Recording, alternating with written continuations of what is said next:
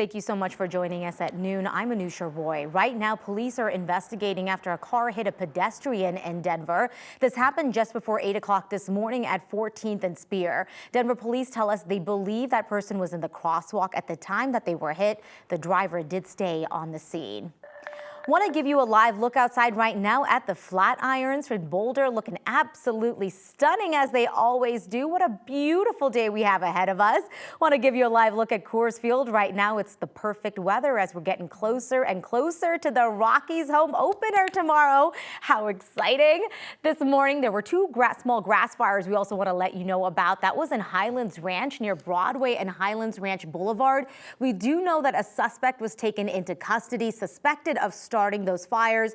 These were pretty small fires, but it does serve as a good reminder about grass fires given our warm weather right now. We have Keely here with us, and we have some fire danger today, and then it kind of picks up tomorrow, right? Absolutely. The winds are pretty light right now, but those winds are going to pick up as we head into the evening hours, and then tomorrow really picking up, gusting up to 40 miles per hour at times. So again, you factor in the winds with the very dry conditions out there and the warm weather, and that's when the fire danger does increase.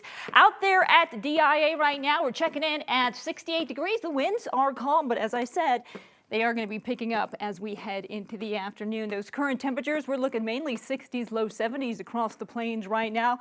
40s and 50s up there in the high country, 70 degrees right now out in Grand Junction. So here is how your day is shaping up. Lots of sunshine. We're going to make it up to about 75 degrees today. You know, our normal high for this time of the year, 60 degrees, so good 15 degrees above that. We'll reach that high right around 5 o'clock. Going to be breezy. Those winds are going to pick up, and they're going to gust up to 20 miles per hour this evening, even stronger as we head into tomorrow evening. So your forecast for the Denver area today, we're looking mostly sunny. Certainly going to be warm with highs getting up there in the mid 70s. Breezy, though, with those winds out of the southeast up to 20 miles per hour. Tonight, partly cloudy, windy conditions continue with those winds shifting to the south, 35 mile per hour wind gusts expected, 42 degrees. And tomorrow, we're looking mostly sunny, 75 for the Rockies home opener. It is going to be beautiful, but it is going to be breezy out there. It is hold on to your hat weather with winds gusting up to 40 miles per hour, but lots of sunshine and quite warm. All right, thanks so much for that, Keely. The man accused of intentionally hitting and killing another man with a car is now facing charges for murder. The district attorney filed charges against August Romero for the death of Robbie Valenzuela. Westminster police say the two got into an argument over a car blocking the road Saturday night. This was at Zunai and Alcott in Westminster. Police say Romero ran over and then dragged Valenzuela 200 feet. Valenzuela's brother was also hurt. Police arrested Romero Sunday night. He is also facing charges for attempted murder and leaving the scene of an accident. Denver police right now, they're still looking for the suspects involved in two shootings at 29th and Gilpin in the Whittier neighborhood. Police say those shootings are related. The first happened Saturday night when someone shot and killed a man near Manual High School. Police are still looking for the suspect in that shooting. Police say a different shooting happened Tuesday night during a vigil for the man killed Saturday. Police say a group of people at the vigil got into a fight and then started firing shots. The three people shot are expected to survive. No one has been arrested at this point. Meanwhile, Denver's Mayor Mike Johnston wants to put a dent in gun violence across the city, and he is now targeting 5 locations that are considered hotspots for crime. The locations include Colfax and Verbena, that's just a few blocks west of Yosemite, Paco Sanchez Park near Colfax and Federal, the 800 block of Oneida just north of Leetsdale, 47th and Peoria, and then lastly Mississippi and Raritan. Mayor Johnston is planning community meetings to find solutions to bring crime down in those areas. He wants to drop violent gun crime by 20% by the end of the year.